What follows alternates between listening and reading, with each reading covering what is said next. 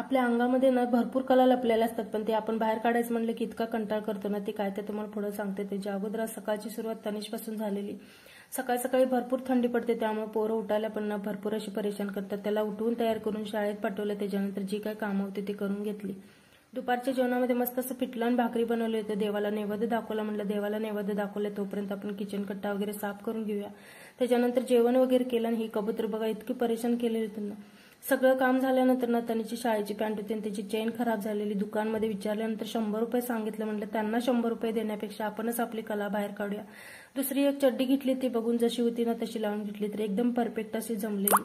Children day होता, इथं cake बनवत होते. तनीची मध्ये मध्ये लुडबुड चालू होती, तर एकदम छान असं केक बनलेला. तर त्या तिघांनी मिळून मस्त असं चिल्ड्रन डे एन्जॉय केलं. त्याच्यानंतर ते भाऊ सुट्टी आले होते आणि त्यांची सुट्टी संपणार होती. म्हणलं त्यांना जेवायला बोलूया. तर मस्त असं संध्याकाळी चिकनचा बेत होता. सगळ्यांनी मिळून एन्जॉय केला. तर कसा वाटला मिनी ब्लॉग? आवडला असेल तर लाईक शेअर सबस्क्राईब